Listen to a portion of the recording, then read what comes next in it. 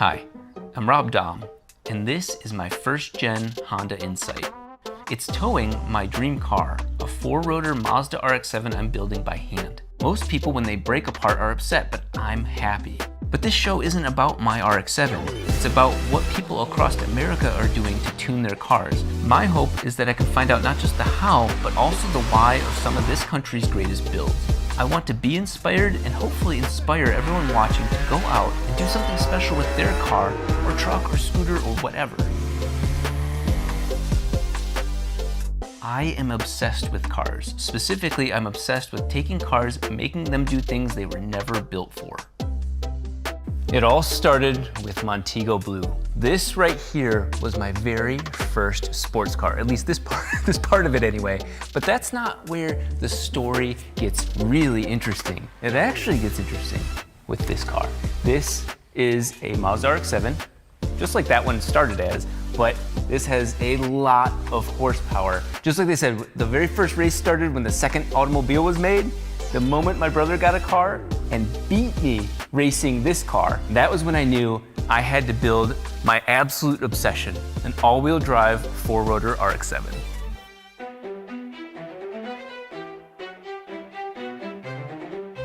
But I have to tell you, I am not a mechanic. I didn't start out as a mechanic. In fact, I was an IT guy, but I always had a love, a passion for cars. So the magic of this car starts with its heart. This is a billet four-rotor rotary engine. So there are four rotors in a line, just straight up there. It's like Legos. You just keep stacking them one after another all the way down the back.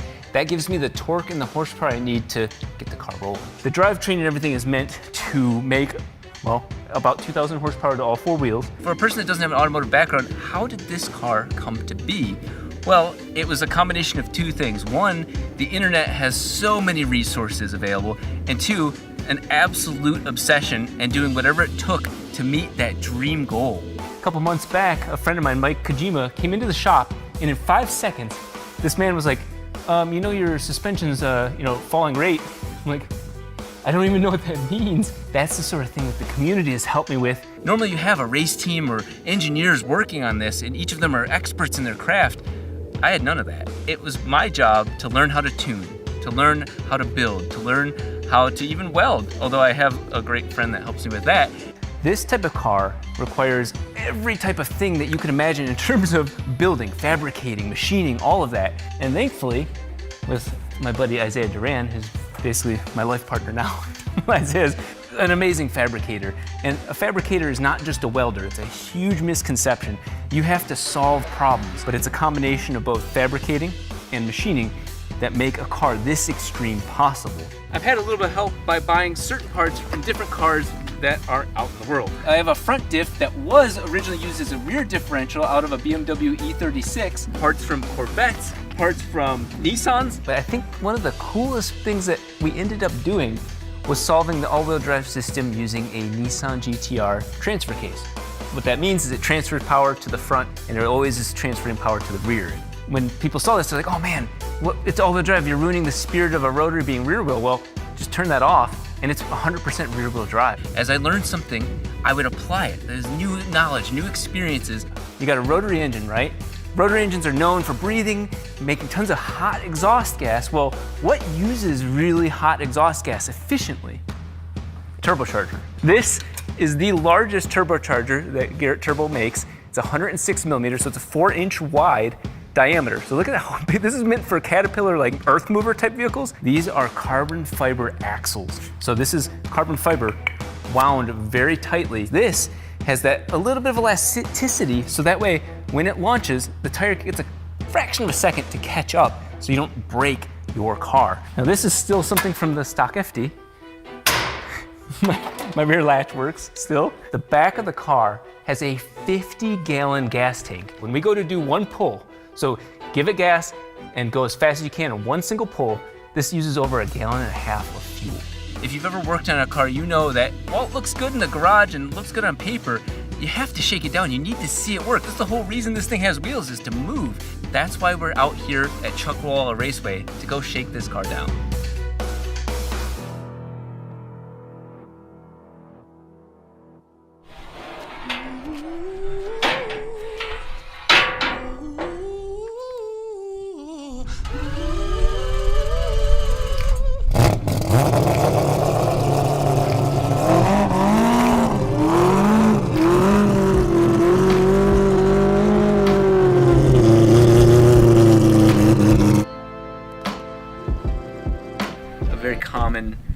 moment for me is I got the furrowed brow and just going, I have no idea what I'm doing. My steering wheel is upside down because I am not an alignment shop. My focus was the entire steering from the wheel to the steering rack. I'm very particular about that, and so I have things splined but also drilled through, and I even welded some things just so that way at no point could the steering column fail me. There's multiple backups. This is very important to me. Well, the problem is I did all that with the steering wheel not aligned, so it's kind of a oops. Okay, so the first thing I'm doing on these runs is trying to keep the pedal at a certain spot, and that matters a lot because when you punch the pedal on any car, the computer tries to predict it. It tries to adjust for it. Like, oh my God, tons of power. Let me do new things. And so what I'm trying to do is keep the inputs, the pedal, to like 30%, and then watch what the car does as it gains power and speed. And then I can see, okay, this is a predictable map, tuning my fuel, the amount of fuel that the engine needs. And so that's really what I'm doing, is just seeing, am I close? Is this car at 50% throttle, even 50% power, this thing will kill me. So tuning it is a very big responsibility. I will be safe. Okay. This is the first time I've driven the car with all of this. Kind of a really big deal for me, so I'm gonna take it nice and easy. That thing's sick, dude.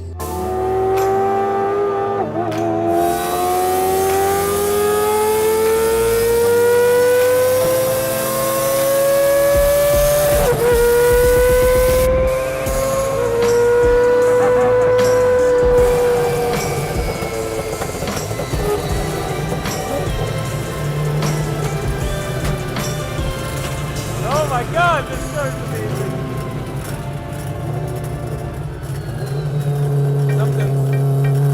Something's making a weird noise. This is our oil belt. I have a good metric for it. It's about 1 hour per belt. Okay, it might still work then. Sure. Oh, it ripped it out of the harness though. So we have a thing that lets me talk to all my power. So I can literally say, hey, turn the fans on, turn this off. I have a little box that I plug a USB cable into, and I have tons of extra slack to move the laptop all around. Well, that extra slack went under the car. Yeah, I'm ready to go again though. Do we have a fire extinguisher by chance?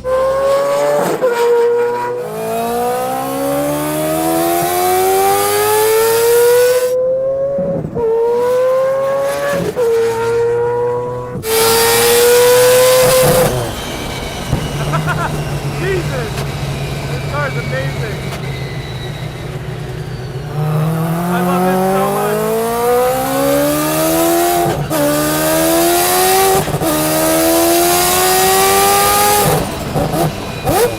Oh, that's brown. Oh.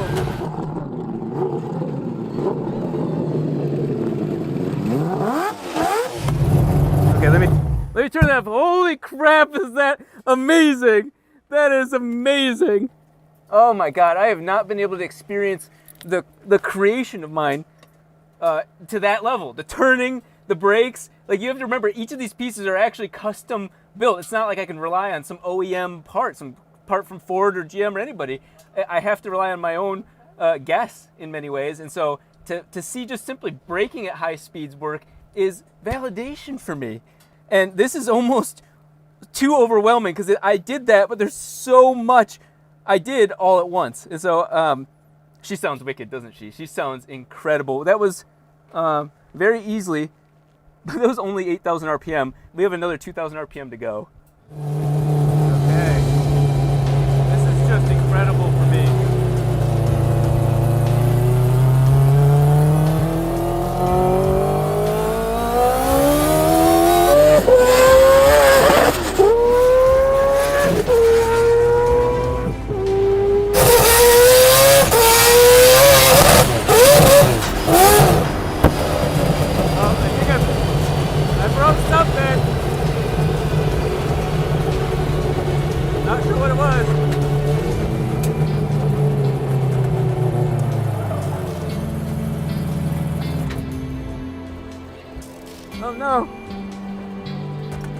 I must have no transmission.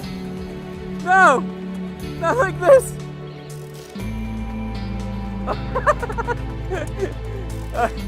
Okay, I'm gonna have to radio back to these guys. Minor unforeseen circumstance. Yeah, it's worth the hike. No way. So, you know, I was spinning the diff by hand and I could clearly spin it. So I thought, of course, the diff is blown. Yeah. But you were saying something? Yeah, I saw in here that this side moves but not that side, because if the diff was okay, blown, yeah. But over there, you could literally see how that one is. There you go. Yeah. Loosey-goosey in there. Oh my God, it snapped. This is a 300M hardened steel spline. It's like 35 splines, which is a very beefy off-road solution. It snapped the actual spline off of one of the hardest types of steels known to man. The part broke off, right? And it's sitting around like this. I machined the part that's outside of that. If that piece had broken and then taken out other parts, this could have been a very bad situation. Yeah, this is a victory to me. This is a very extreme example of that, but the pressure testing things, we have worked our asses off to make that engine reliable. Like I built the engine piece by piece, machined in-house, and so for that to be able to put that much power down on such a beautiful joyride and start breaking suspension components, drivetrain components, that's a seal of approval. I'm not able to drive it back in. You want to get pulled by the inside, bro? There wasn't a specific goal to this day other than finding the limits of my car, which I did. This is my project car. This is my baby. And now I can go back and work on it some more and grow as it grows.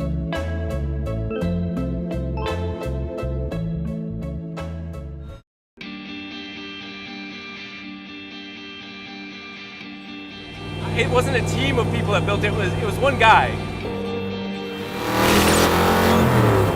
And you see his priorities. It's his personality is just put on display for everybody.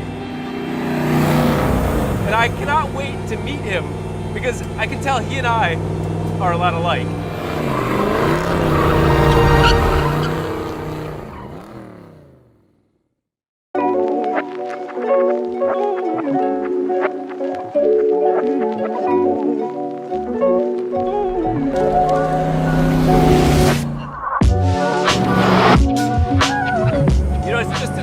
Driving a Miata.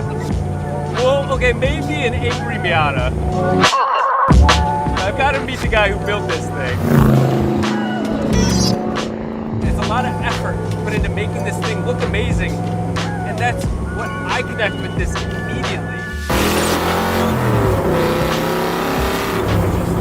And you listen to that, it sounds like more like those old Cobras with the dual exhausts coming out the side, so you can hear. It's like that binaural audio, you know, where those videos where you can hear both ears sounding different.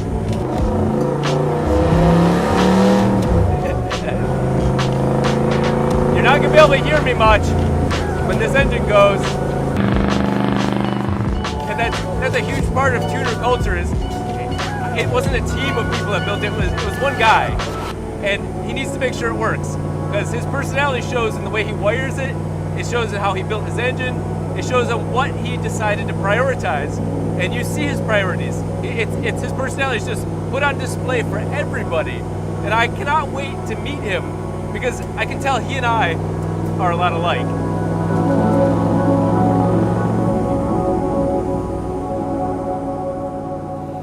This Frankenstein machine has a name, Odd Rod, and it has a builder, Tommy Reichelderfer. A machinist by trade, Tommy loves making things with old tools and has transformed his first-generation Miata into a steampunk hot rod. It's powered by a carbureted Ford 302 V8. That motor has been stroked out to 331 cubic inches and is good for 470 horsepower, 460 pound-feet of torque at the crank. Not bad for a car that feels like it weighs less than I do.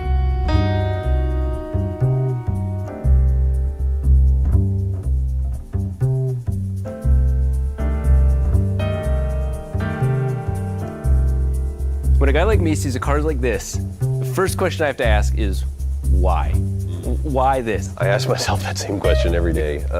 It started out as just, have something that was really fast, and like grew up on British roadsters, so Miatas were kind of the the natural evolution from the things that I grew up on, and this kind of became a mashup of all the other influences that I had as a kid, like Formula One, traditional supercars like like Countach's and everything. There's like some kind of angular elements from those. Yeah. Now, when I see the shop behind me, I see you have a Type. What is that Type?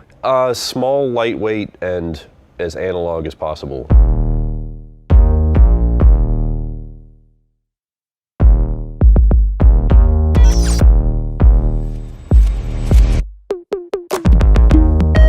It certainly is analog. That's pretty much what it comes down to. Keep everything as mechanical as possible, and less will go wrong. Yeah. So then my question is, when it was stock, what was the first thing that led you down this path? It was a shop that I was working at that built, they specialized in big block and small block Fords, and that's kind of where, where I learned about them and kind of fell in love with them, all the things that are really great about that one platform. Yeah. So yeah, that's where the V8 swap idea originally came from, and then everything else on the car just kind of evolved after the initial swap. So out of everything I see here, what have you done on it? You've done the vast majority, you personally? Everything except for the louvers and the louvers. I think literally everything else has been just my incompetent hands. So you can show me what it takes to drive this thing? Yeah. Okay, yeah, so there's we got the hydraulic handbrake. That's the dimmer switch for the high and low beams. That's the makeshift line lock for doing burnouts, mechanical line lock. And that's pretty much it. And so where's the ABS? You're hilarious. So ABS is modulating with your foot. That's right. So.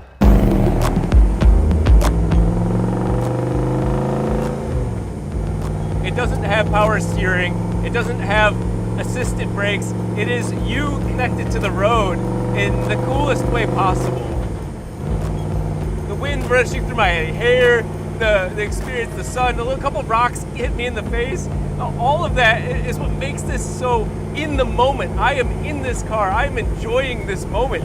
That's what I love about cars, and of course that's what is so attractive about cars to people who love to tune. Yeah, it can drive and get you to places, but something like this reminds you why you do it. It's always an emotion, and this car is full of emotion. These nice little smooth ups and downs and everything just really show to me how fun it is to drive a car as Frankenstein as this is, as part car, part metal, part. It's just a little bit of everything, and yet it's so polished. Okay, so I'm not a big piston engine guy, but I noticed you did something really unique here. What am I looking at underneath that metal? Oh, well, you're looking at the rocker arms and everything that goes on the top end of an engine, basically. Okay, that's something you made. That's something you wanted to do. Yeah, make them on the Bridgeport, and now I have a guy that does part of it on a CNC, and I finish it on the Bridgeport. That's awesome, and that seems to be kind of a theme of the car that you can see through it. Yeah, well, that idea started there, but now there's a see-through section above the differential and everything, so you can see the, You can watch it grenade. Yeah, exactly. So you can see the axles and the drive shaft and everything move. Being that it is a carbureted V8 aerodynamic car, I feel like we have a place we could go. Where might that be? We'll see.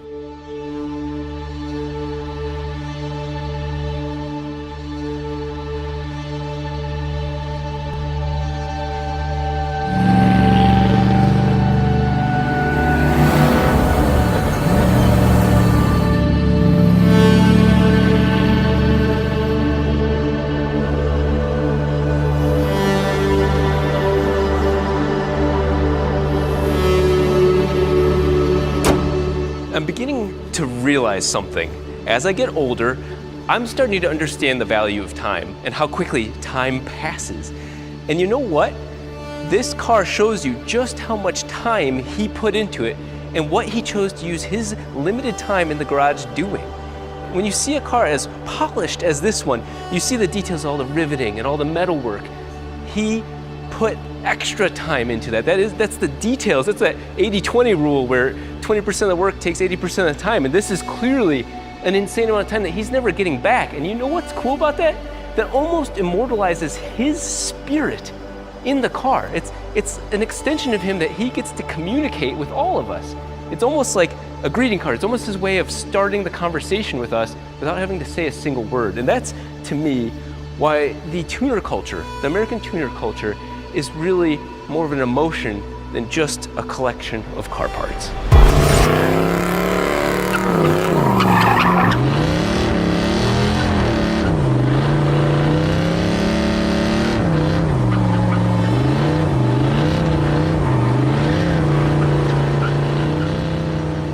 And that's why I wish more people got into the tuner scene.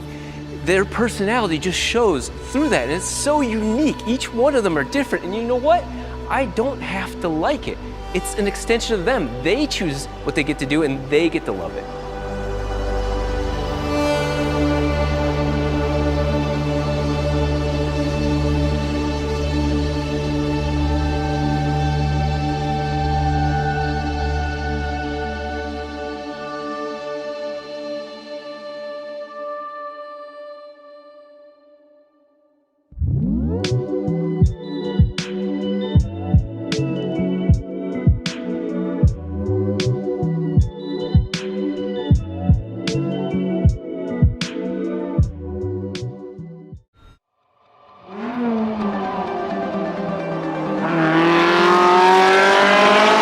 If you were between the ages of 8 and 18 in the late 1990s and loved cars, there's one arcade game you probably remember. It had a racing bucket, it had a real steering wheel, and 3 massive screens. It was the Ferrari 355 Challenge Simulator by Sega, and it was mind-blowing. Not just for the graphics, but for the sound.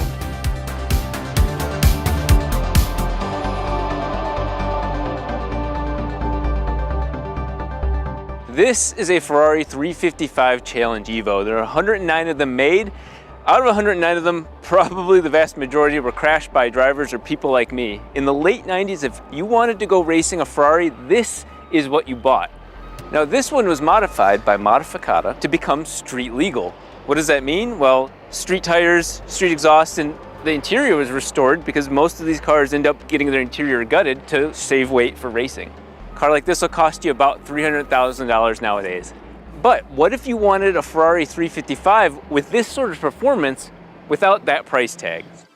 You get this. This is a Ferrari 355 with race car parts on it. You might be asking me, why does that matter so much, Rob? Well, after the 355, Ferrari realized how much people wanted race car parts on street cars. And so the 360 got the Challenge Stradale, the 430 got the Scuderia, and that class of car was born. But the 355 never got that. And so this one's been modified to be like the race car, but street legal.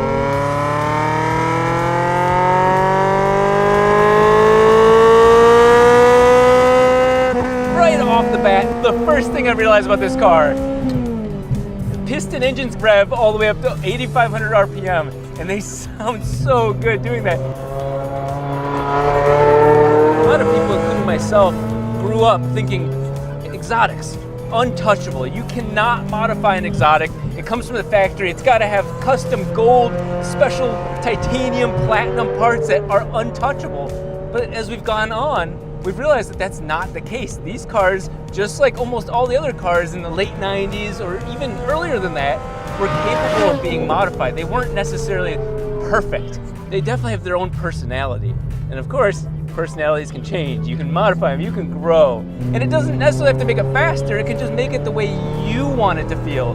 You want it to be louder, that's what you like about it? Well, that makes your experience better, and that's all that matters.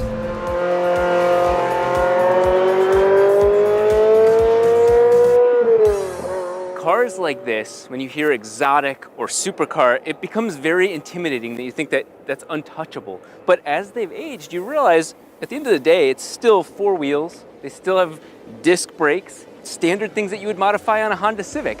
When you used to hear these cars, it was a rumor that, okay, a clutch job was gonna be $30,000 or an oil change was a couple grand, you'd have to take out a loan just for that. And in reality, it's the same, albeit there's custom parts. But I will tell you right now, something that blew my mind is the engine inside of here. Yes, it may be 20 plus years old, but it screams so high in the RPM. I didn't know that piston engines could go that high back then.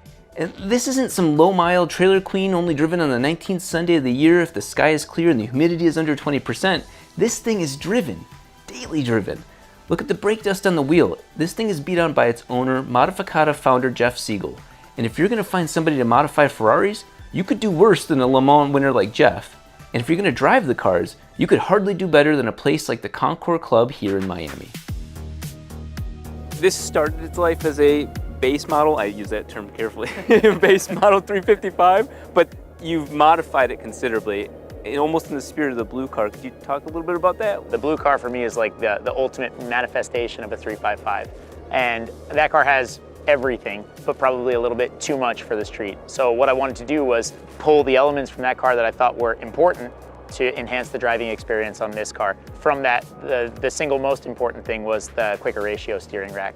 Anybody that's driven a stock 355 immediately would probably say that the steering is disappointing, that it's vague, it's slow, it lacks feel. And that was a huge change on the 355 Challenge Evo, was the first thing I did to this car. We've made changes to the suspension, to the anti-roll bars, same as that car. And then of course it has the louder exhaust. So in the Challenge series, there were two exhausts that were offered. The blue car has straight pipes. That was the loud option, and then this car has the silenced option exhaust at the moment. Now, when it comes to modifying or tuning a car, in my world, like the JDM world, it's pretty much encouraged. Is that the case with modifying Ferraris? Definitely not. I think the majority of the owners are all about the concourse. They're all about originality, making sure it's original paint, it's original service records. You know, if they could, they'd have the original air in the tires. That's not for me. I always held this car in really high regard growing up. I loved the way it looked. I loved the way it sounded. I loved the idea of it. I couldn't get enough of reading the reports and the way people talked about it. But when I finally drove one, to be honest, I was disappointed. It needed something more. So my whole goal here was to just strike that balance between, I guess, preserving what made the car cool to me in the first place, but making the driving experience worthy of everything I had built it up to be. We just got the experience for me to drive this here. I definitely can't drive that car as well as it can be driven. If this is a step from the road car to this, that's probably another 5 steps in intensity, so let's do it.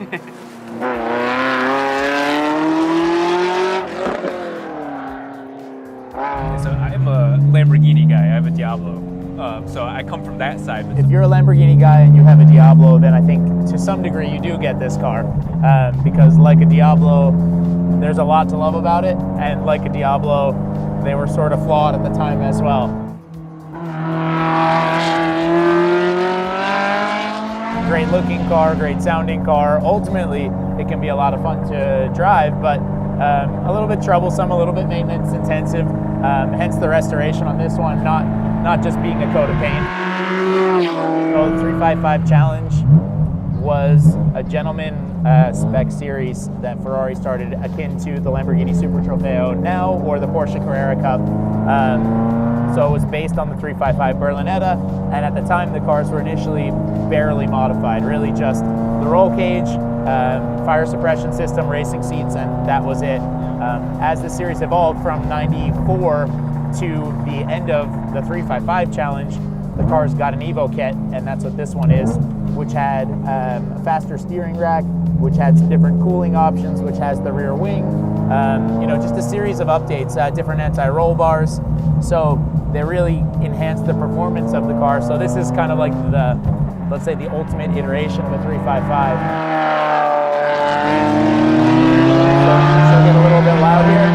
Yeah, that's right. What I really like about the 355 is when you rev it,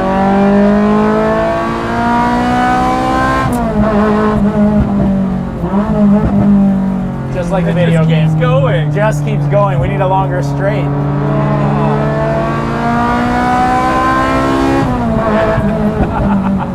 And then with the H pattern gearbox, you really just want to keep going through the gears. It's much slower than a paddle shift car, but so much more fun to drive because it challenges you. And the car moves around. There's no traction control, there's no stability control. The ABS that it has is very, very crude by modern standards. Yeah. So, you know, even without pushing too hard, you really feel the car's alive, and you don't have to be going 1,000,000 miles an hour to feel like you're at the limit, because you're not.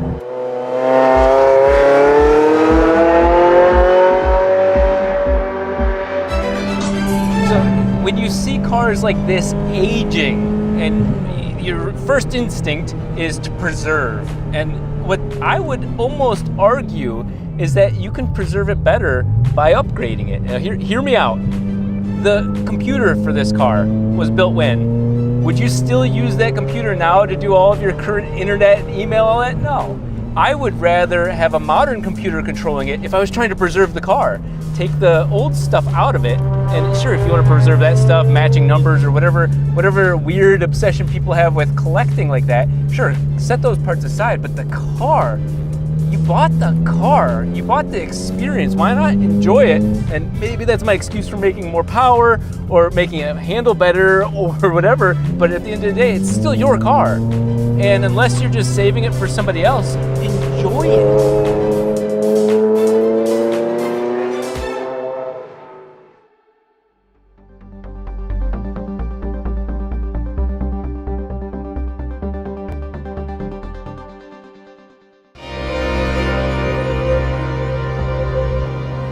This is American Tune.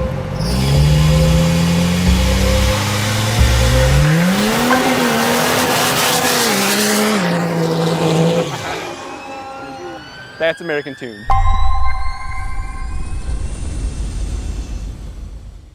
Well, we are at Willow Springs, and I brought my baby, the 3-rotor RX-7, to see how she does around the track. But that's not the most interesting thing about this episode. We also have my good friend with old Smokey, the F1, here to really show how it's done. Scott Birdsall.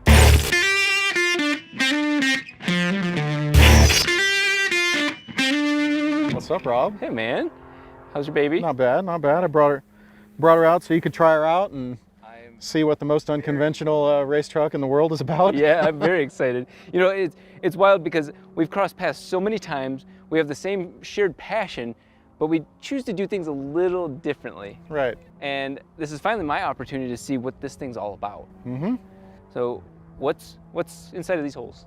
So these are just holes to let all the heat out, but in here is a 6.7 Cummins turbo diesel built by Freedom Racing Engines, and maximum power around 1,400 horse and 2,100 pound-feet of torque. Whoa, wait, the torque is way more than the horsepower. Yeah. Okay. Yeah. So the opposite of what you have, Yeah. you know, all the horsepower and little torque. Yeah. So it's probably the worst race engine for road racing, but like you, I like to take stuff that's out of the norm and make it work. Mm-hmm. Yeah, that's where we have our mutual respect, is that you could just go get an LS. I could just go get an LS, but it's easy. This is our challenge and what we enjoy doing. Mm-hmm. But not all the magic's up here. Not all the magic's up here. Like, all the fun is in the back. Okay, let's check that out.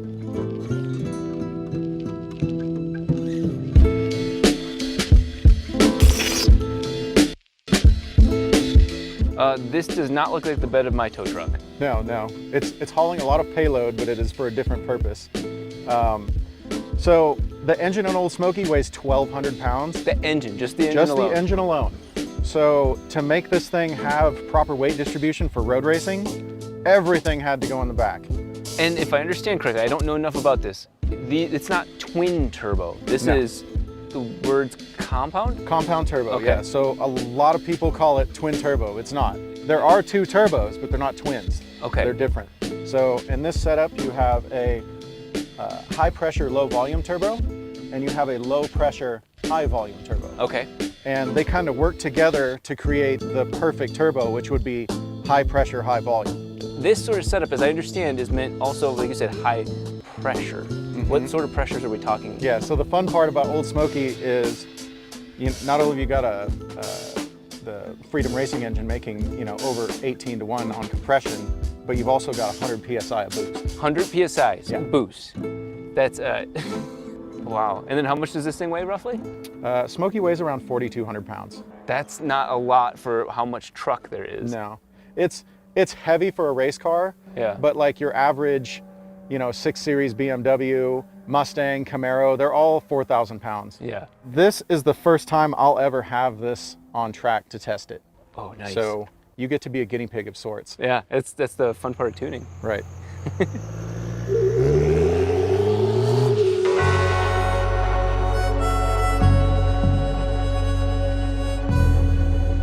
It's time to party. I am excited. Now, I know, but I want everybody else to know that this is a Pikes Peak record holder. So Yep. that's a first, a number one, and then this is also a first. You're letting me drive Yeah. it. First gear, all the way forward. It's a straight sequential row. So 1, 2, 3. This, you won't use fourth gear on this track. But other than that, you're ready to party. Awesome. Okay, I'm ready. I think. You say that with a little bit of a... ready.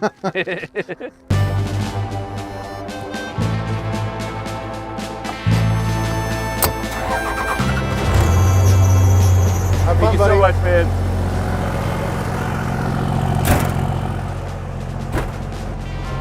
Oh my God. This is a once in a lifetime experience. I did not expect I'd be doing this. I'm gonna take it nice and easy as if it's my Dodge. This is so fun to drive. This is one hell of an experience.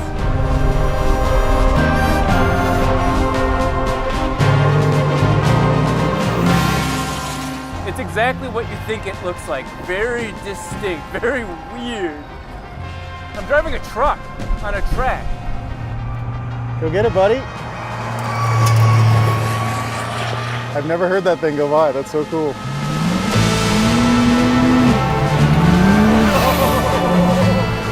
Oh, okay, I see you.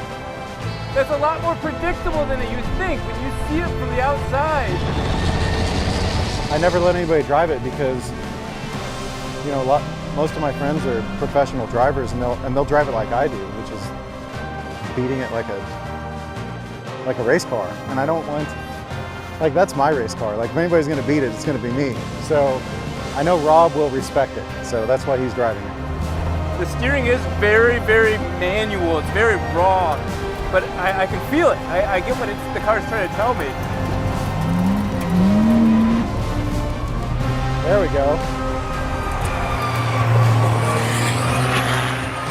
Sounds like a helicopter, huh? I think he's getting his sea legs.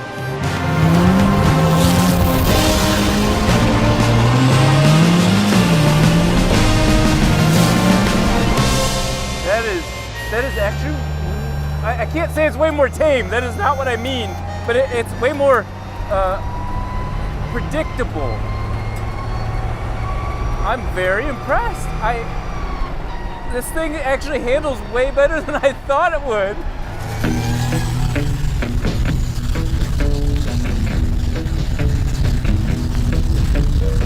Temperatures are cool. Everything's really stable on this thing.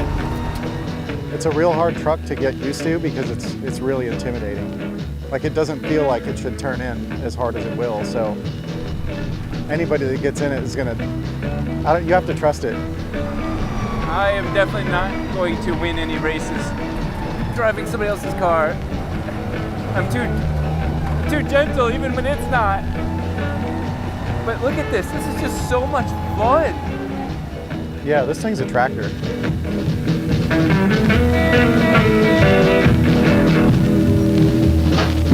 What'd you think?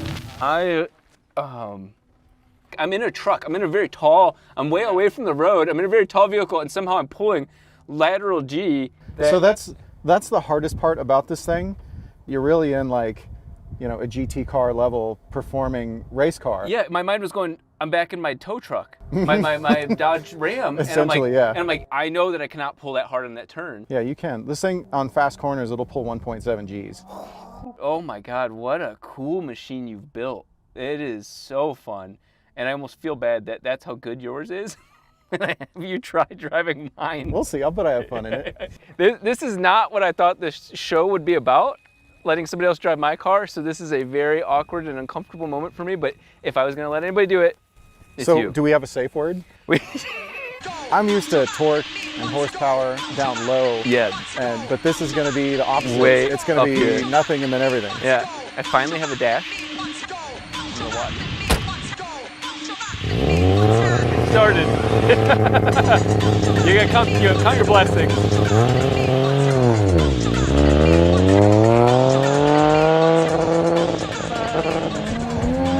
This is, oh, that sounds so cool.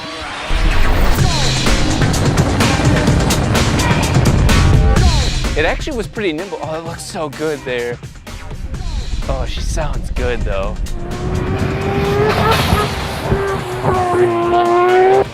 Oh, that sounds so good. I never get to experience this. Watching somebody else beat on it makes me learn more. I've got the whole thing logging so that way we can make sure we know exactly what is it, what did he do? So this thing's on drag radials. So drag radials are very soft to absorb launch, but the problem is that means they have no sidewall. So turning, the whole car does this without the tires even leaving the track. It'll move half an inch, side to side.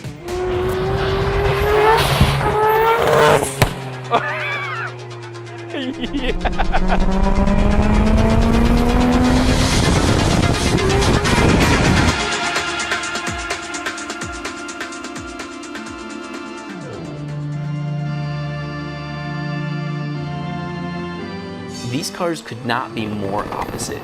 Mine's a gas-powered 90s Japanese sports car, and Scott's is a diesel-fueled monster from the 1940s. At the same time, these two cars could not be more similar. Both are an act of rebellion, a middle finger to the face of the status quo. We found a path diverged into yellow wood, and we both taken the road less traveled. A road admittedly filled with blown motors and bloody knuckles. But I don't think either of us would have it any other way. Today we are out in Florida, which by the background behind me, you can pretty much tell I'm in Florida. But I am here to drive an 850 horsepower Nissan Skyline GTR R32. It's a time attack car destined for Pikes Peak, and it's built by a guy named Sean Bassett, who knows a thing or two about time attack. Now here's the thing though, the car's never even been raced or driven, so we get to be part of its shakedown. And if you know anything about cars from shops, it's one thing to see the car in the shop. It's a way better thing to see it out here at a racetrack.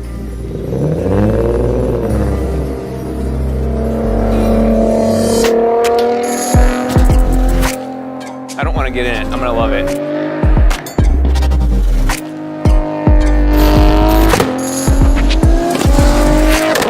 I don't even want to drive it because I'm gonna love it.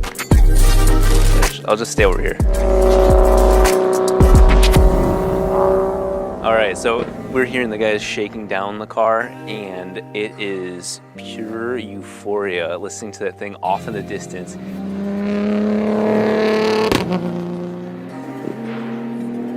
Oh, here it comes. They're getting faster each round, and it's just...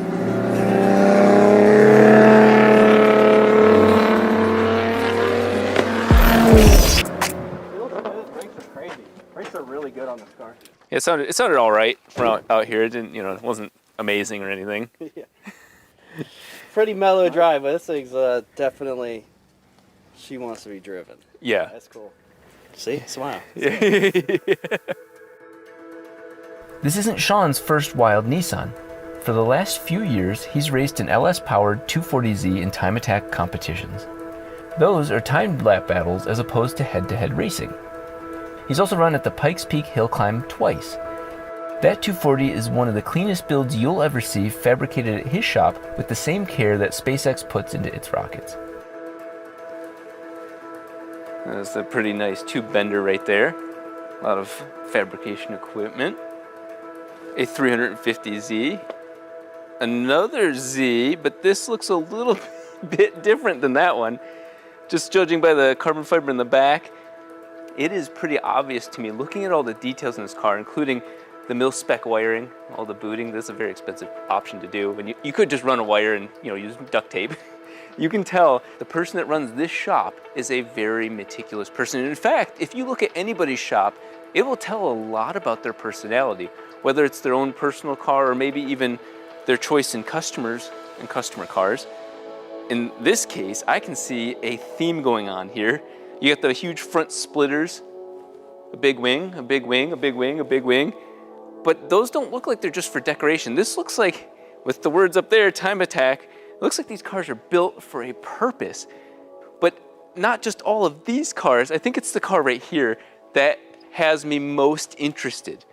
Whether you're an absolute fanboy like me, or very aware of the fanboy culture, you can't deny the place that the R32 GTR has in the automotive world, especially in the tuner world.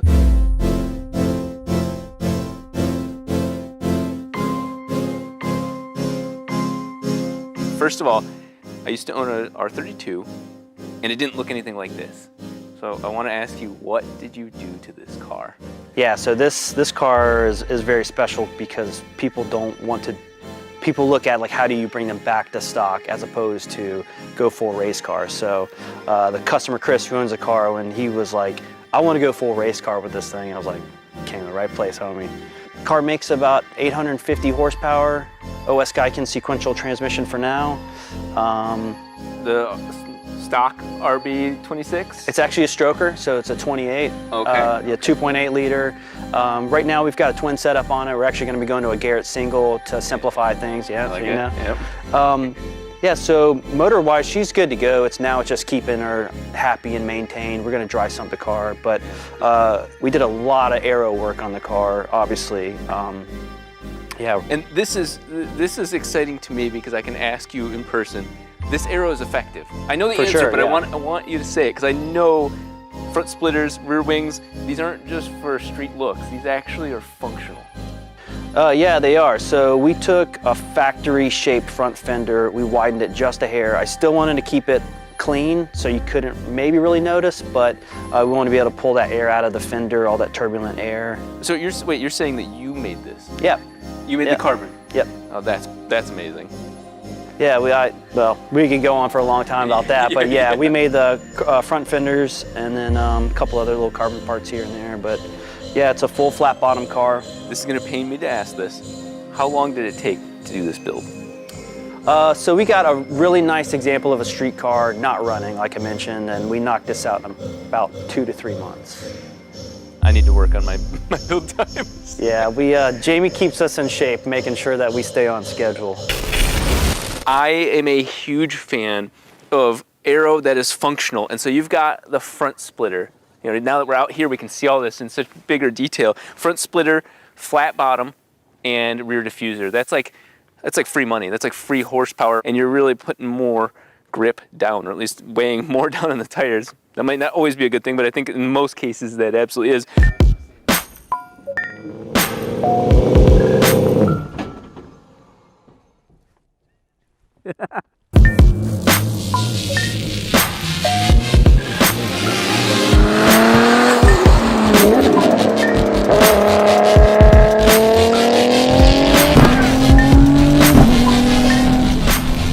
Oh, feel that, oh, that is a strain gauge set up right. The brakes, the steering, everything about this car is just like a dream for me. It uses the same all-wheel drive system as my car does, and so it's way better than mine right now. So I get to experience my dream of using this sort of setup. And my dream is fulfilled right now. Damn, son, where'd your mom go? And when I said I wanted to build a car, my wife was like, what's the one that got away from you? I'm like, oh, Skyline, I'm a kid of the 90s, right? So this was like that extreme version of a Skyline, you know, not the one that you see all the time. And I mean, you can't deny the sound of a straight six. Oh my God. I call him up and we start talking about what's your goals. I'm like, I wanted to be like next level. He's like, you wanted to be that GTR. Yeah. I'm like, yeah, that. that's the one, not just like a GTR, that GTR. So I think that's kind of been our mantra. And looking at it, I'd say so. I'm like, if it wasn't mine, I'd be trying to buy it. This car is clearly an aerodynamic car, but it wasn't until recent, really within the last 20 years. While I was a kid, this is not, you never saw this sort of stuff. And even when I was a teenager, you saw a big wing from like Fast and Furious, but it was just a wing. In this case, there's balance. You know, you've got all this rear downforce, right? Well, then what's that gonna do? It's gonna lift the front of the car. So you have to balance it all out. And it's so neat to see that not just the professionals, but even people, and I'm not trying to point this car as an amateur. That's not the case here. But the idea is that I could go and make a car, you know, slap some aluminum on the flat bottom. Like it's a thing that you can research and learn. But something that says a lot to me about this car is the brakes. I cannot stand when you see a car like, I don't know, my own cars, where the wheel is huge and the brakes are small. It's just like just such a nice proportion. And of course that also speaks to how functional it is. That certainly will be used today. I'll tell you what, Sean, I am so impressed with your work. I'm quitting my own car building, and I'm just gonna have Sean build my cars.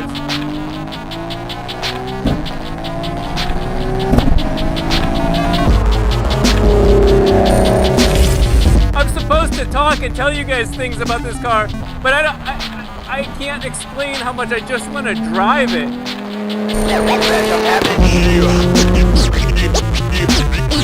We're trying to live in this world where it's a streetable race car, and like, you know, our fit and finish level is very high. His expectation of fit and finish is very high. So doing our thing, but like living in the boundaries of like, how do we optimize this car without just cutting it apart and not making it a GTR anymore? That's I think intimidating. That's a huge challenge to be able to do that. You want to make a car yours, but you want it to do a lot of different things. Well, this car checks off everything off of my list. Like, there's been no issues, not a single issue, and this is the first time it's driving. There's supposed to be issues, and these guys are just roll it out, no problem whatsoever, and then hand it to a guy like me. That's a testament to their work. That is just impressive. Oh my God. I want one so bad. I want one so bad. This is ridiculous. We weren't even gonna bring tools, so. Did you bring tools? A little bit, but nothing. You notice the toolbox in the trailer is empty. Yeah, I did. I did It's just there for looks. Okay, baby. I'm gonna miss you. I'm in love with another man's girl. I want to cry. That's not fair. Even though I've got all the safeties on, oil pressure, oil temperature, on a rotary, you just have to like live by those. This, I was looking down, it didn't matter. It was running solid. I'm driving it what I thought was hard. Car didn't care. And my God, does it stick to the ground. I felt like this car's just that circle of like ability, and the car's way out here, and yeah, I'm thoroughly impressed. Not the only sign. That's the only sign. That's the only sign. Yeah, I got the sign. You got a sign. Yeah, I got the sign.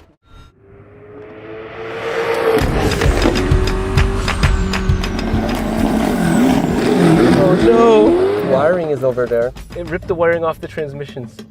Oh my God. The Opel Comet, of course one of my personal favorite, the Barracuda, and then a drag car. These are some pretty wild vehicles, but it's not until you come around this corner you start really questioning your sanity, and that's a Ferrari drift car?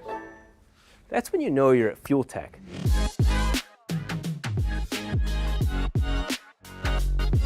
Now all those cars are amazing, they're wonderful vehicles, but it's the vehicle behind me that really is kind of a starting place for a lot of people. This C5 Corvette is an iconic car. It's something that's easy to modify, it's easily accessible, and anybody can work on it. But that's the history of how modifying cars went. Let's take a look at the future. That includes this 355 Ferrari. It was a vehicle that they bought for $30,000, it was a salvage title, and they used it as a project to modify. Who doesn't love an exotic? And of course, the turbocharged one at that. If the C5 Corvette is an example of easy tuning, and this is more difficult, let's take a look at utterly insane. Behind me is the world's fastest C8 Corvette. This thing is the first Corvette under 9 seconds in the quarter mile and makes more than 1,350 horsepower.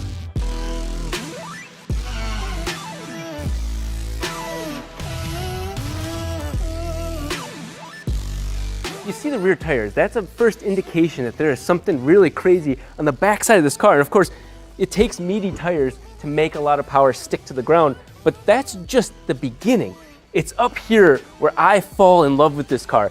You know I love turbochargers. Why not have 2 of them? One on each side of this engine produces a lot of the power needed to make all 1,350 horsepower out of a car that originally made closer to 500, 600. When you come around to this side, you see that not only are they adding power, but they're taking away weight, something like the racing seats, and then going all the way to the front of the car, you've got a little baby fuel cell, but that's methanol. It's an insane type of fuel, but then of course, everybody's favorite nitrous right next to it.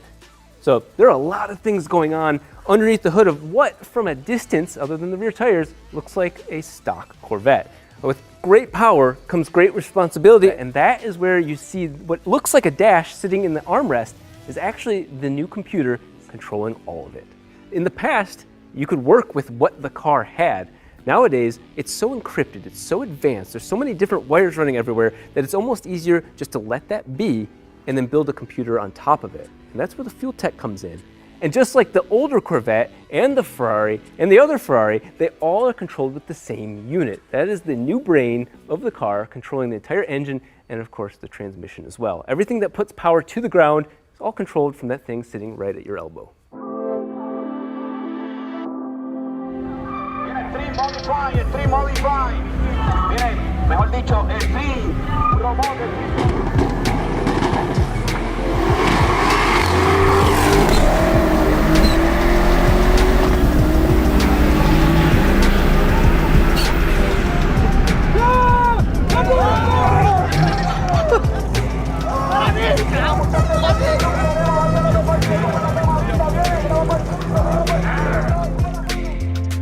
I certainly might know what these are, but I know that you're the creator of them, and I want to learn more about how you came to inventing this particular box. You know, I'm from Brazil, right? And the idea was really make something in one box that could tune a car, especially in South America, because we really limited availability of products. For me, I saw it as just a drag race tool for drag race cars, those wild, big, huge tire cars to make power.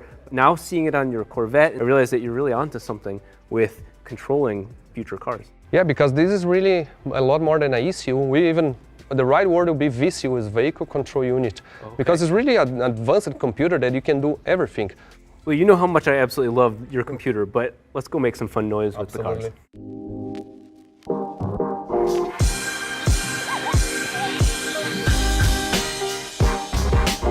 Where better to test the world's fastest C8 Corvette than at a drag strip?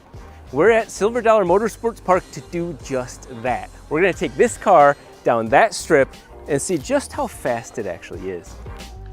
What does it take to get this car down the strip? Basically, what we do here, it does have the pedal shifts and stuff, but what we've done, we wire the fuel tech to actually activate this signal electronically. So it is so fast, it shifts the gear ratio on this car.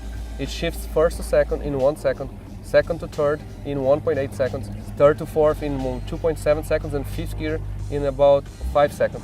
So you're saying that when we launch, for only a second that we're going to be in first gear? Yes. And then we're into the next gear already? The next gear, and it's the gear ratio, which is something we can't modify on this car.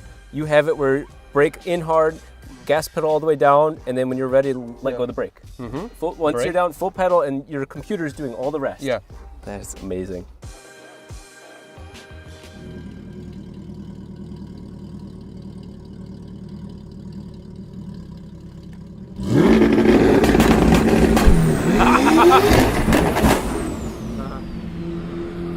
It entered the limp mode. Oh, that's very normal. That was a cool start. That's the challenge on this car. Yeah. So what happens is the transmission, the clutch, is to avoid it getting into limp mode. And sometimes it's random. Sometimes you need to apply more clutch pressure or less clutch pressure. Probably, and that's most everyone who is dealing with the C8 is actually trying that. The difference is we already figure some ways of preventing this to happen. I see.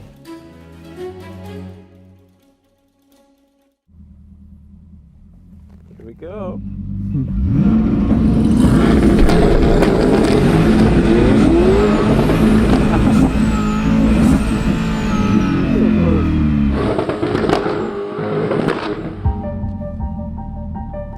Yeah, not exactly what I expected. It didn't shift at second, you see? Yeah. It stayed all the way in first.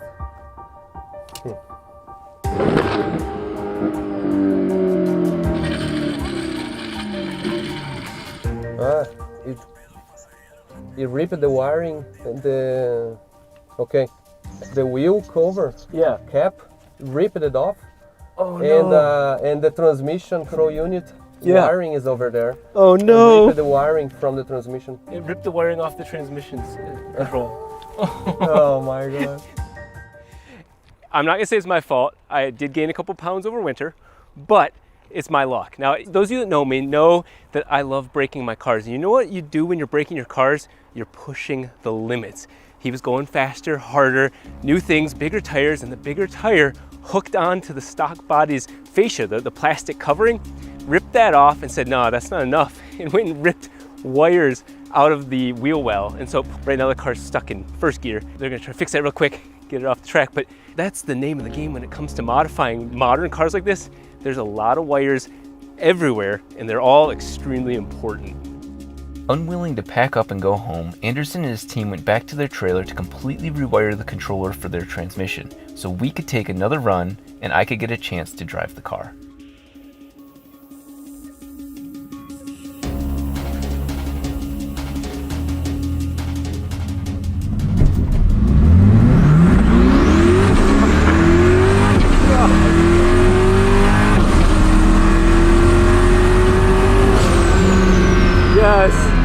Yes, that is amazing. Oh my God. That is mean. Ready to drive? With most of the kinks worked out, it was my turn to drive. As a tuner, I'm used to driving high horsepower cars, but they're usually my cars. This is Anderson's baby, and I really didn't want to smash his 1300 horsepower prototype into a wall.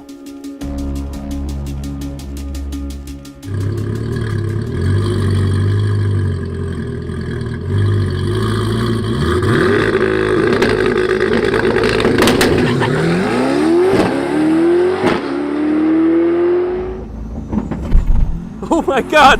Oh my God, that is amazing! That is amazing!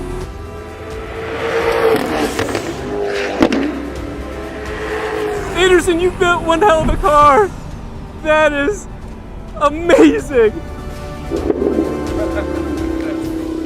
Never seen my car without me.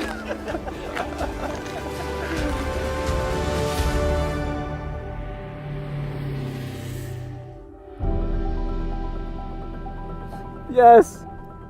Oh my God, that is amazing! That was so solid. Oh my God. Wow, it feels good.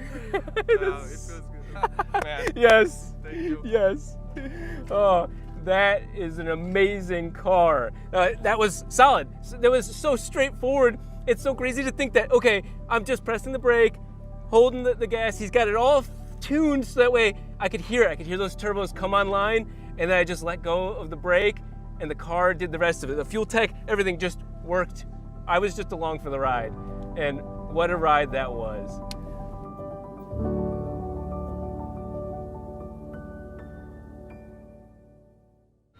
They say you should never meet your heroes. But if meeting them is bad, then inviting them back to your shop and seeing all your project cars has to be worse. Fortunately, I love making bad decisions.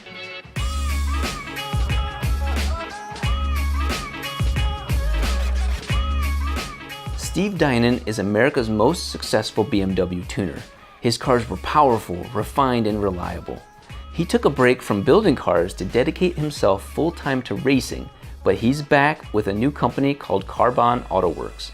He's one of my heroes, and for some reason, he agreed to show me how he puts together cars. Well, it is an absolute honor to have you here at my shop. I've known of your name and your brand for a long time, and it's been an inspiration, even though this isn't exactly European. Yeah. I will say there's one anchor point that we can relate on, and that's from a BMW. Yeah, I recognize that. So it was an all-wheel drive then? Yes, and you mentioned briefly that you did actually touch rotaries at one point. I did. I also used to work on rotaries. I worked at a place called the Mazda Works in Campbell, California in 1977, 1978. Wow. And they also worked on BMWs as a sideline. They mostly worked on rotaries, and I fell in love with the BMWs, and I quit my job and started dining. Okay. So that's how I got introduced into BMWs in a Mazda shop. The rotaries were so bad, you're like, no, I'm gonna go over to BMW. No, I mean, they were cool. It's just that I love the refinement of the BMW, and that's kind of what I'm all about. I mean, I'm the kind of guy that likes, look, I build a race car, I buy a factory race car, and I go to the racetrack and I race it. But for my tuner street cars, I like them to be nice cars. Yeah. I want to get them every day and have them start and pass the smog test and idle and be comfortable and have the air conditioner work and all that kind of stuff. Yeah, so what I want to show you is this car here. And there's a reason why. This takes a lot for me to admit. This is a 1,000 horsepower 3-rotor RX-7. Yeah. This is what kind of got me where I am now. Yeah. So I've been known for taking this car on the street, and in Michigan, this basically is a street car. How do you get traction with it? You know what, I never knew that too much power is actually a big problem. Oh yeah. And so that was actually what really fascinated me, is that you mentioned you brought something.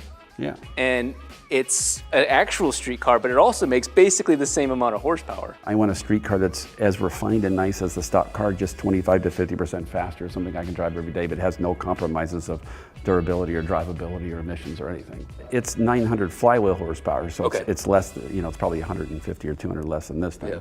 But it's also got all the Kelling converters on it, and it does that on pump gas.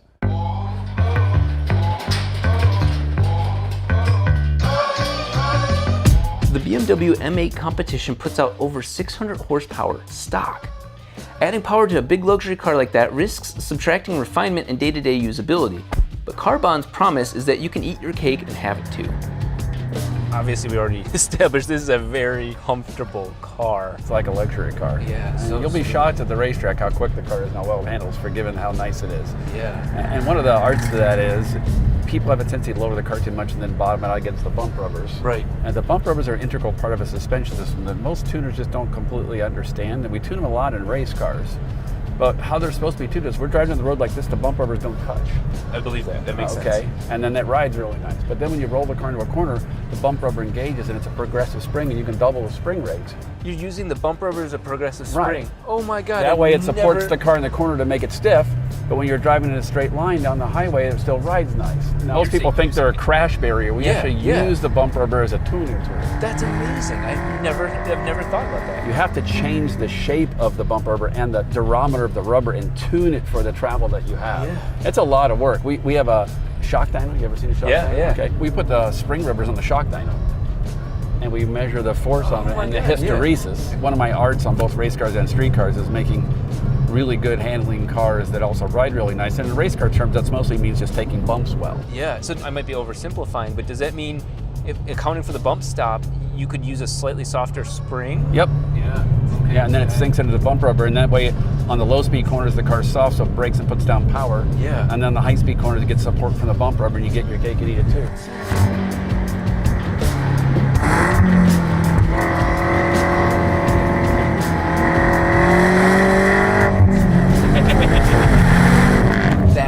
Pulls. That is smooth. Isn't it? Yeah. So on the engine, all we did was really big intercoolers, really big heat exchangers to get rid of the heat, and software with a lot of boost, and it went up 220 horsepower, and it makes almost 890 horsepower. This is such a smooth car for everything you've modified. So I've seen this car on the street. I could almost fall asleep in the passenger seat with how soft and comfortable it is, but yet this can also go to the racetrack, and that's something I want to experience. Yeah, I think it's going to be pretty quick on the racetrack too. I think you'll be surprised.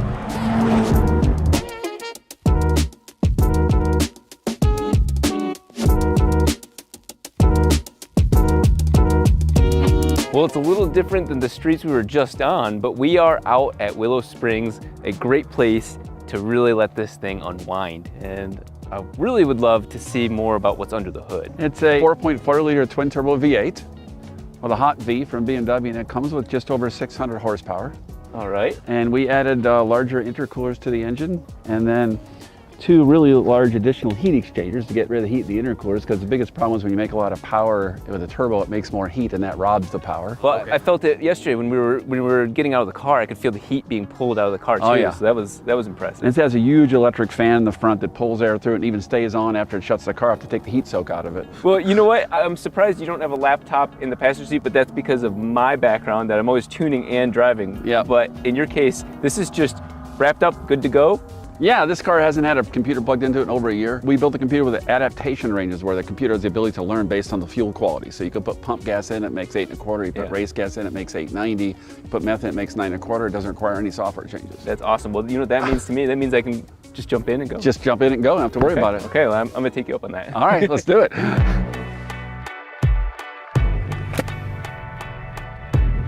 kind of funny because I'm wearing a helmet and it's for safety, but I don't, it's not that type of car.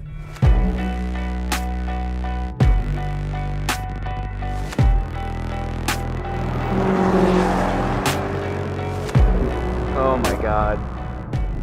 All of this is just very in touch. Steve was really selling me on the suspension and the things he's done to upgrade it, and I am blown away. This is one of my first times ever driving this course, and I feel not overconfident. I just feel like I am listening. I can hear the road. The car's talking to me. It's not like a fat car, even though it is.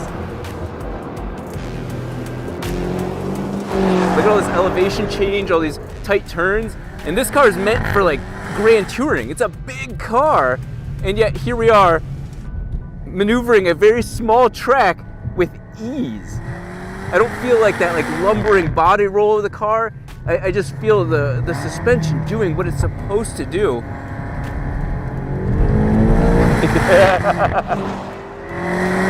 I have a theory about mankind, is that I think that almost every great thing we ever did, we really didn't understand how hard it was. And if we really would have understood all the pitfalls and all the danger of it, we probably would never start. But I think it's our naivete is kind of our saving grace as far as feeding our creativity. But because he's into it now, he'll see it through and he'll learn a ton. And that's a good thing. And that's, I think that's what makes us people, honestly. If it's not obvious throughout this entire episode, I am geeking out with Steve. Like, that is an honor to be able to speak to not just a legend, because you hear that he's really smart and knows all these things, but to have him engage and show me what sort of knowledge and experience he brings to the table. It's awesome to have you guys watch these episodes, but for me, I get the benefit. I get to become a better tuner seeing what the sort of focus that Steve has on this car and this handling and suspension. I'm flabbergasted. There's a straightaway up there, but I was like, I don't even want to do the straightaway. I want to just hook this thing back and forth because it was just like so planted. It what I felt was not what I see. No, it defies logic because it's so big and everything. Yeah, and that's why I say this small tight course actually showcased one of the things that I want people to know is, okay, big horsepower numbers. I can make big horsepower numbers, but refined. Like that is the secret sauce to your formula, is how refined it is to handle that power. Yeah. And so that's why I think this, it would have broken the car if it was any less of a car. Glad you liked it. Well, Steve, I can't thank you enough for letting me drive the car. Yeah, I appreciate anytime. it so much. And if you want to come up and look at the race car and go over some stuff on your car, I'm happy to help you with that too. I will take you up on that offer. Thank you so much. So, this is everything squeezed in here. Whoa, that is packed in there. Had you driven anything like this before you got this one? Yeah, I like to have weird.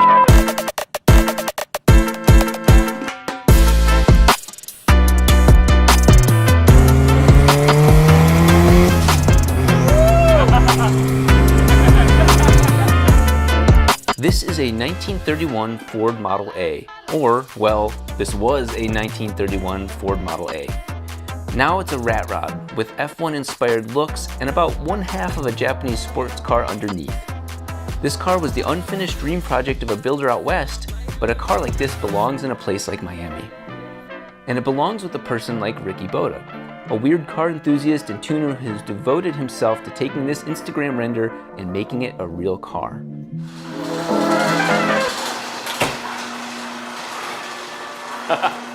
No way. What do you think, dude? I honestly thought, I've seen this on the internet, but I thought that this was just one of those wild renders. You know, those guys always make Yeah, wild well, it started Photoshops. as a render. Oh, did it really? Yeah. Okay, then. It started as a render, F132 from Beck's Customs, and then somebody actually made it. Okay, so what is it? So it's a 1930 Ford Model A, just chopped and made crazy. That part. Not that part. All this is actually the original metal, so most importantly, has a transplant of a motor, right? So it has a S2000 motor. Really? Mm-hmm. And then S2000 transmission and drive? S2000 motor, transmission, rear end, subframe, rear brakes. So it's kind of JDM too. Yeah, it's an S2000-ish. Yeah. So pretty much the car was undrivable when I got it. Like it looked cool and it came off the truck and I could drive it from the truck into the garage, but besides that, there was nothing else that I could do with it. Like I could drive it around the block and then like get out of it and be like, I don't even want to see that thing again, you know? Yeah. So I had to make it good enough to where I could drive it around. So I had to pretty much go through the entire car piece by piece, and you know everything it takes. Like with these cars, brakes, the clutch, everything. Go through the entire car and just kind of redo the entire project of what they had in mind. They had this vision, but I had to execute it. What is your dream to have it do? For it to drive good enough where I can drive it almost every day. But yeah, I mean, the whole point is to just enjoy it, drive it, have a good time. You'll see, as soon as you get in it, you're gonna be smiling, you floor it, hear all the cool turbo noises. Not only turbo noises, but also like metal rubbing against metal and just like, nothing's perfect. And it's part of the fun. It adds some character and it's really enjoyable. Oh, I love seeing suspension articulate like that.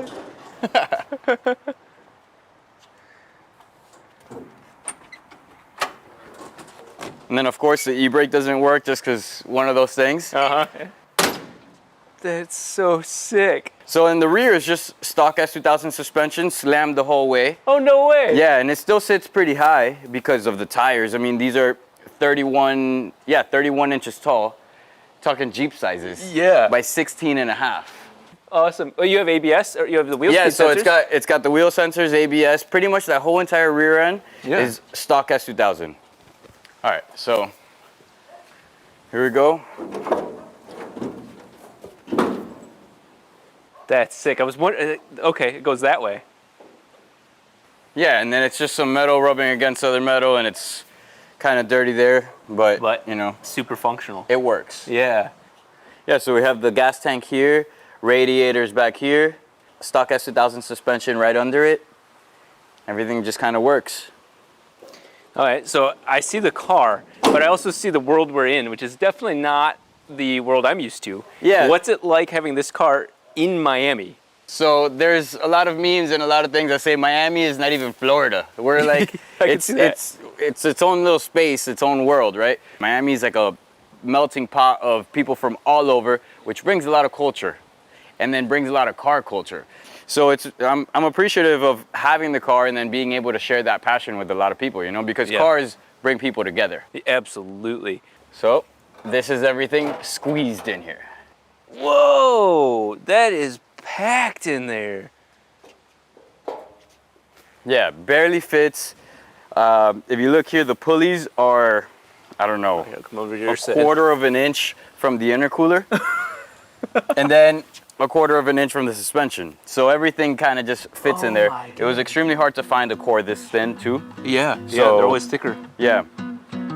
Wow, that looks like it should be bulging outward. Yeah. And it fits.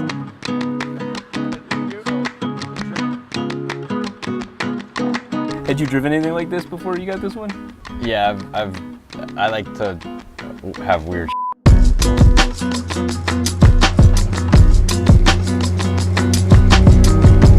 First impressions, what do you think? It's such a cool, unique experience. I feel like those rat rods, you know, it's like you gotta drive like this. it's got its own weird quirks, but it's also still like very predictable. Yeah. Like, I know what I gotta do. Kind of an S2000. Yeah. Right.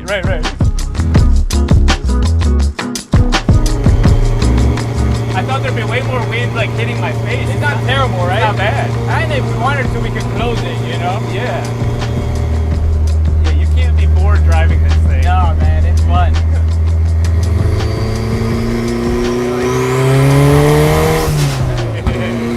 All right. I can see where that's going.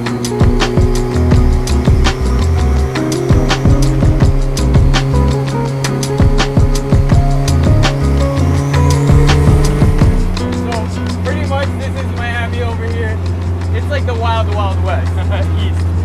Yeah, pretty much. Wild east.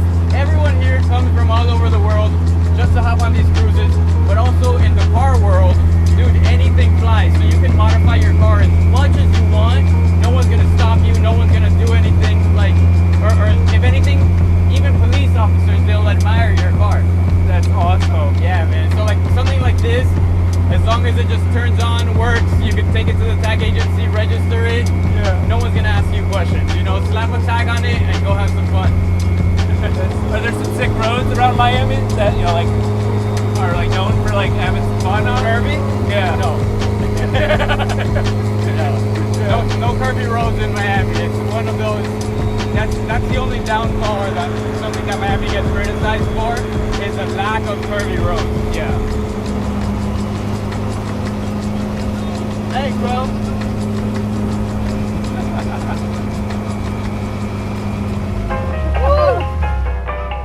Thank you, man.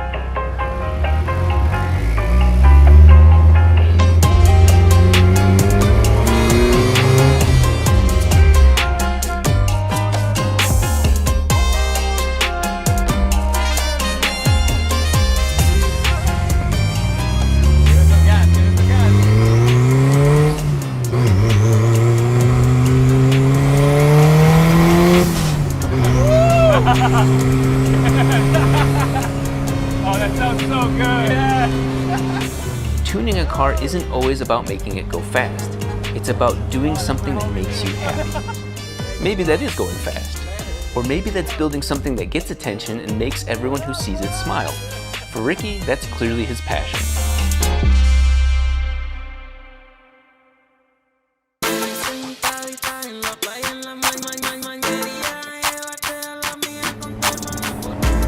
I'd rather be in this than like a Lamborghini or a Ferrari, I think, because you want attention, you get into this. Yeah, for sure.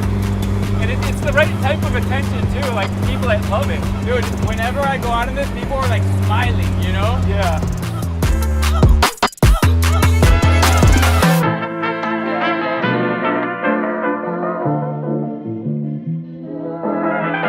Dude, that is one unique ride. Oh my God. I love it. I absolutely love it. It's got a lot of character. Yeah, so much so that every single person in Miami that we drove by phones and you know, I thought, you know, you go to South Beach, you go here, you take a Lambo to get all the attention. Well, there's so many Lambos and Ferraris and all the exotic cars here in Miami that something like this, I think, gets more attention than that. Yeah. You know, I'll tell you what though, I'm gonna be broke, more broke than I am now, after all of these episodes, because I want each of these cars. Like I fall in love with the unique personality of each of them. Each of those like worlds that I get the honor to experience. Oh man, it makes me want that.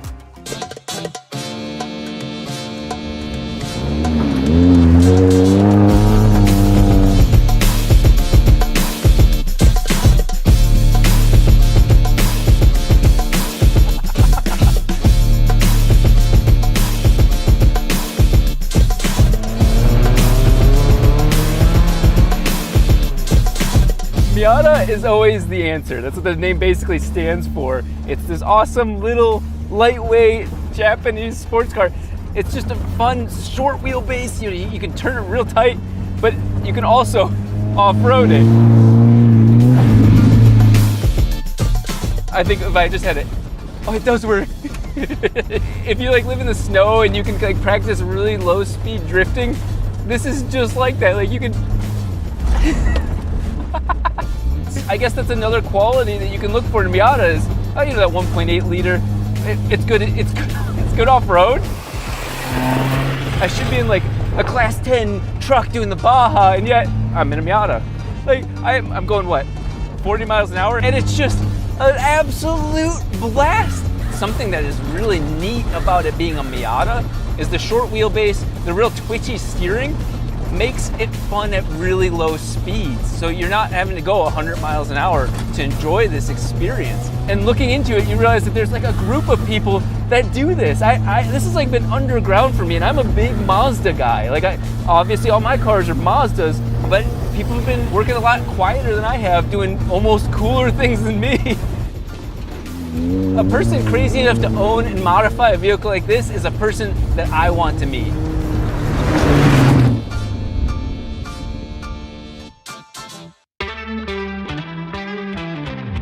Emmy Hall is an automotive writer, an adventurer, and an off-road racer. She's funny and fearless and exactly the kind of person you'd expect to be owning matching NB Miatas. I guess my first question, why? I mean, why not? First of all, I've always loved desert racing. In addition to being a big Miata person, I'm a big Volkswagen nerd. So I really love the Class 11s, which are just a stock bug, right? Stock bug, everything is stock, you know, beefed up a little bit suspension, but essentially stock. Yeah. This is a Japanese Class 11. It's lightweight, it's rear-wheel drive, it's reliable, which the Volkswagens are not, and they're cheap and easy to work on. Yeah. So this is Buddy. He's the love of my life, and he says hello to you. Aw, because very warm one welcome. of the first things I ever did was I put a chalkboard hood on him so I could like give messages and stuff. Emote. Yeah, because you know, like his job is to make people happy. And then he has a variety of mods. So what things have you done to it? Okay, first of all, I have to give credit to my friend Mark Noggle because he really helped me put a lot of this stuff on here. So the first thing that we started out with was we wanted to make sure that we put better undercarriage protection on it. I have this skid plate here, and it's a one-piece skid plate. Nice. That goes all the way back and covers up the engine. So this helps you slide over some things, having it be a one piece. And because this isn't like a Volkswagen, it does have a radiator. Yeah, it that does you can have a destroy. radiator. So we did that, and then coming over here, so these are gigantic 27-inch General tires. You might notice that they're chewed up a little bit. On the sides, yeah. That's because these tires have gone from the back to the front quite a few times, and it rubs in the back. I've done more cutting, and it rubs less. And then we have dust lights, because you need to have dust lights in this car. What is a dust light? I don't know This that. is just so that people that are behind you can see you better. I mean, it's not fast, right? It's the stock 1.8, which when it was new was like, what, 140 something horsepower? It's doing its best. Yeah, so I mean, this car is 20 years old. Like I haven't had it dynoed, but I'm pretty sure it's not putting out the same horsepower. And then I put 538 gears in the rear. Oh, because it's very short, so it's... Yeah, super short. The kid in me has to ask you, and I'm not going to do this, but have you gotten air in it? Oh, all the time. All the time. In fact, I found a new crack the other day, and I was like, oh, God, are we going to be able to do this shoot? Yeah. All jokes aside, I've known that like, Miatas are just a great general vehicle to start with and modify and all that, but this isn't the only Miata you have. So I had a 2001 NB, and then that one got totaled, but then I was able to find this one. So this is a 2004 Mazda Speed Miata. So Mazda made the Mazda Speed for 2 years with a factory turbo. Pushes out 7 pounds of boost. Beautiful. I know, beautiful. Don't be jealous of all the boost that's on here. And this thing is pretty stock, except for I upgraded the brakes a little bit. I put in steel lines, Pilot Super Sport tires, and then I put a roll bar in it. For me, when I think of modifying this car, I think of under there. Right, exactly. Like people will like stuff a V8 under there, or they supercharge it, they turbocharge it. There's like cold air intakes and like all kinds of crazy stuff. Yeah. So you tuned it in a different way. You've got choices. You got both a tuned vehicle and a more stock. You appreciate both. Listen, every time I take either one of these cars out and I park it, I walk 20 feet away and I turn around. Turn around. Yep. And I'm like, that is true love. Right That's there, when you know got the right car. Yeah. So I got to drive Buddy, and I was very respectful because it's not my car. You're so nice. But I want to experience it the way you experience it. Could you take me for a drive? Yeah, of course. Get in the right seat. Let's go.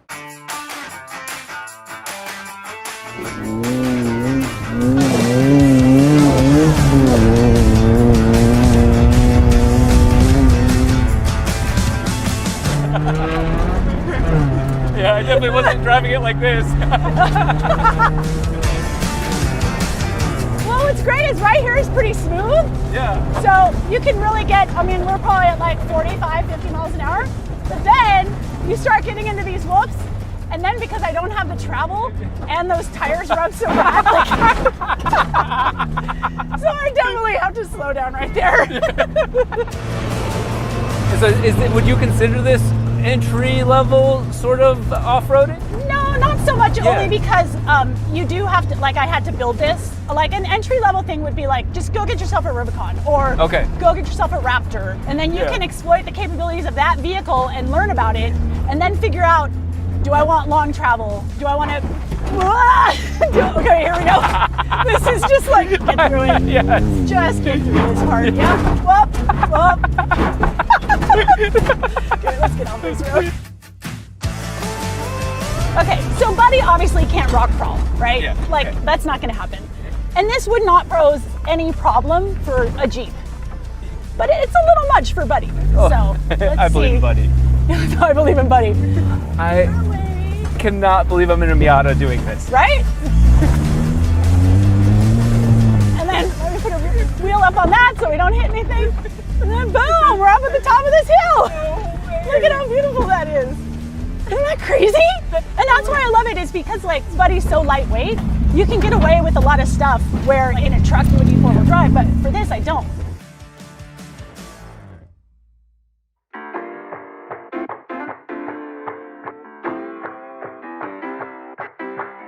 You know what we can do out here? Right here where it's kind of smooth.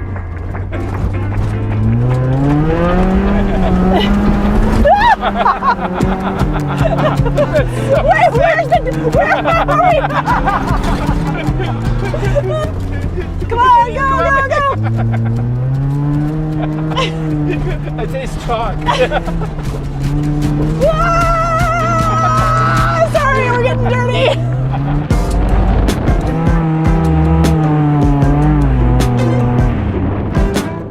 It's like such a stress relief. Right? You're just like, it doesn't matter what's going on in your life. Yeah. You can just go out for a drive and it's so much fun. Did I tell you it was the best thing ever? Oh.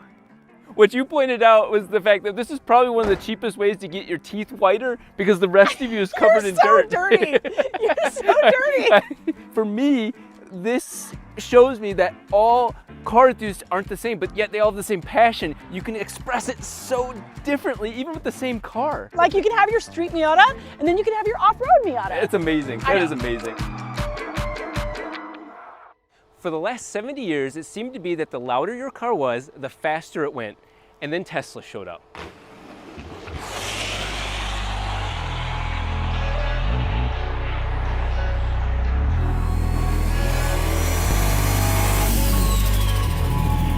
By now, everybody's seen a Tesla go down the drag strip, but they haven't seen this.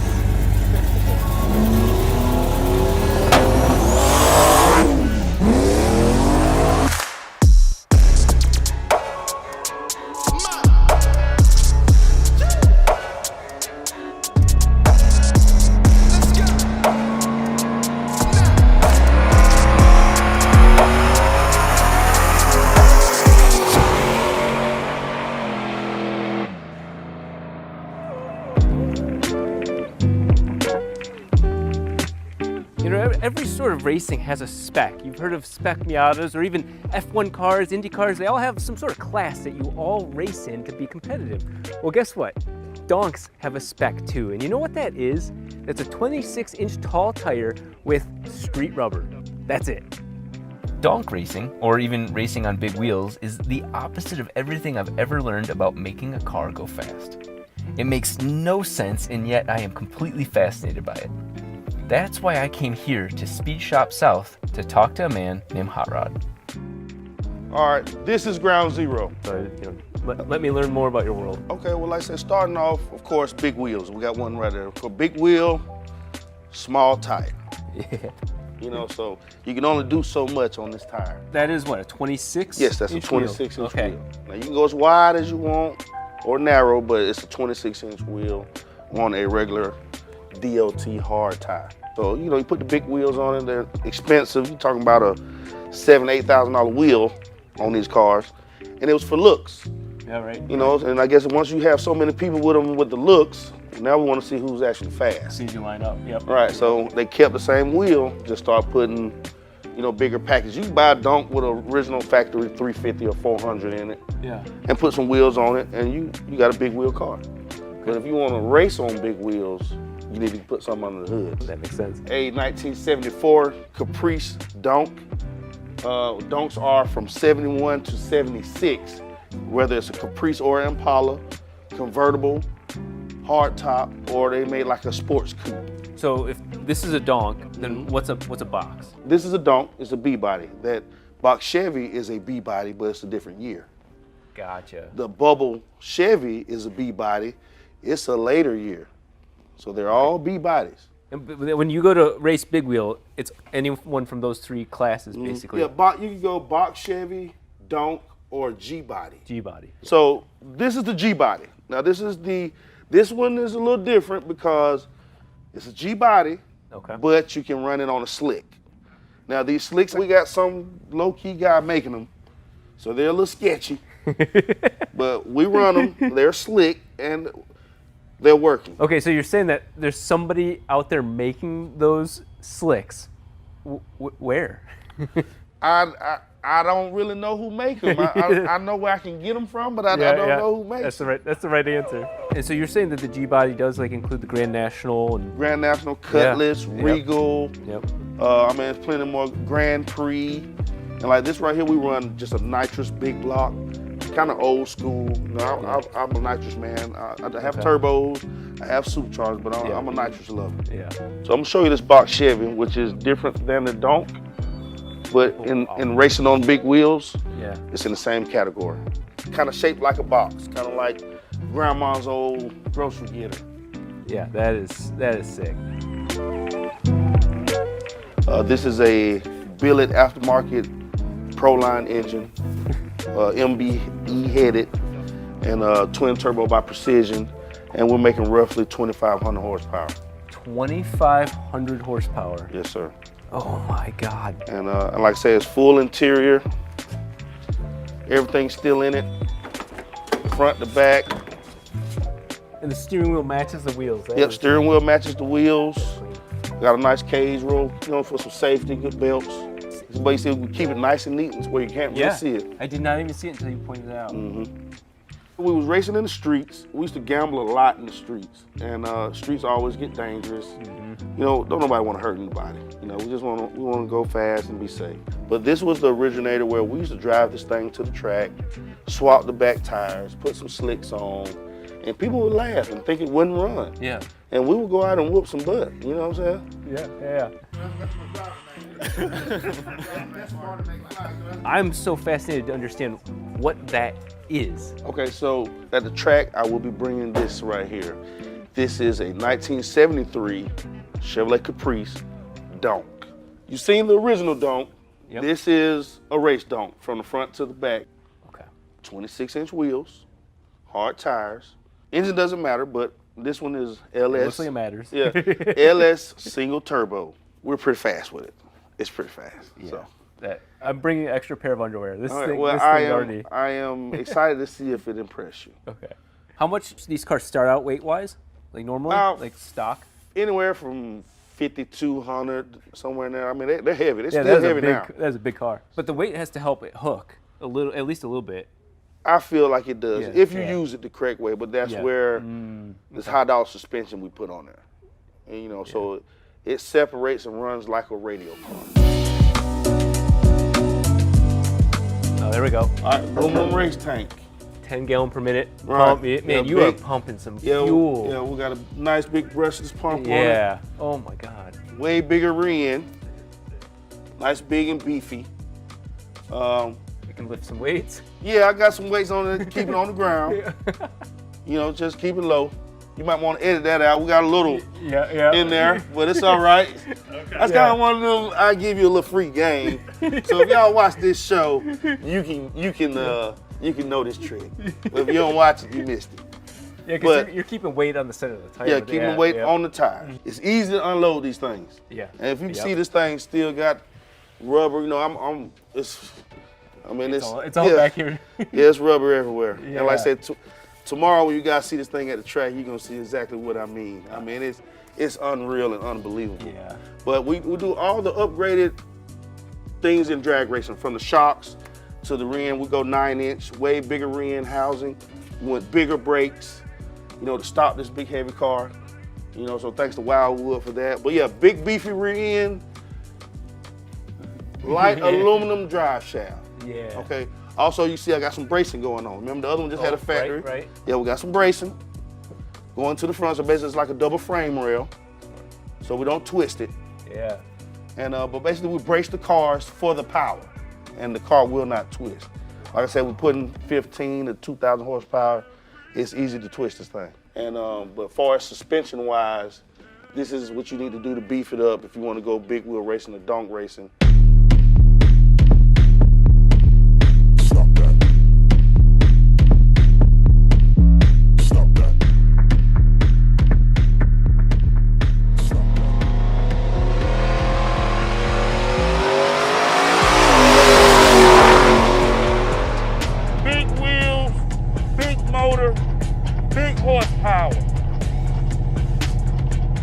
Ride like a Cadillac. I'm starting to realize something. Hot Rod over there is going to almost weekly events where the winner will take $15,000 home at a grudge race, racing all of these donks against each other. And it doesn't stop there. There's a race later this year for over $100,000 out in California. This car isn't just cool and fun and wild, it's a moneymaker. This is donk racing.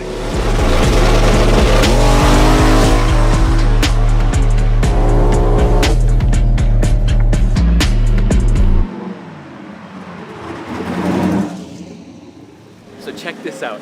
I saw them filling up ice in the back, and normally for a guy like me, that's to cool down the turbocharger air, make more power. But I heard him say radiator, and I was like, wait a second. So then I went back over here, and what I looked for was the radiator to cool the engine down, not just the turbocharger. And he doesn't have a radiator. He's using the same cool water, the ice, to cool the turbo and the engine.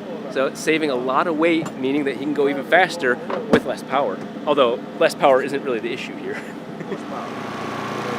Now, if I didn't have the horsepower I had, I wouldn't have to have all this.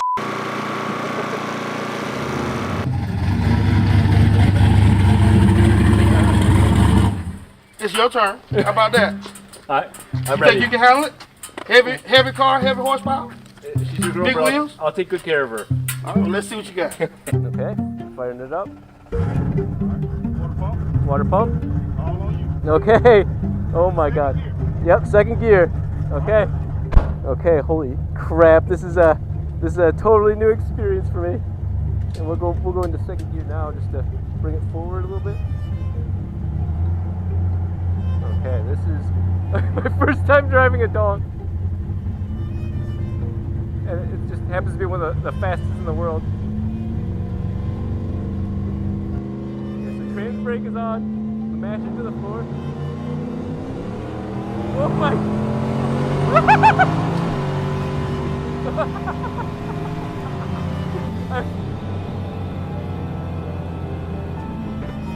That is so cool! Oh my God, dude!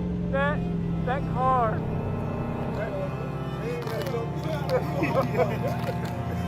He ain't let it get on the boost. I gave him the same thing I had. So it was his discretion. I was gonna cut it down. I was gonna cut it down. I said, no, I'm gonna go ahead and give it to him. I gave it all to him. He come out the gas a little bit. He gonna want it again. That was nice. I ain't never seen the car run up. I went out there. First time I ever seen it. What you got? Wrong gear? That is so sick.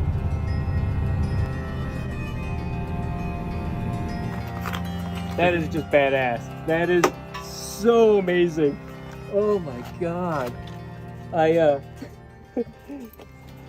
That is so confusing because what happens is you're in there, it feels like this boat Cadillac smooth, and then you're also going so fast. I did not expect both of those feelings. I felt like I imagined that the car was gonna be just violent. I imagined, okay, I saw how fast it is. It doesn't, it's like, my brain's like confused. I am cruising, but I'm also racing. Both of those at the same time. And so just like any other boat this big, I went to try and turn it way too tight. So I pulled the wire out, but nothing wrong. This car is just a dream to drive. And of course, make a lot of money driving it. It looks good. I've never seen my car from the back, but it looks really good. It felt great. And it's an honor to have you drive. Oh, thank you so much. Thank you.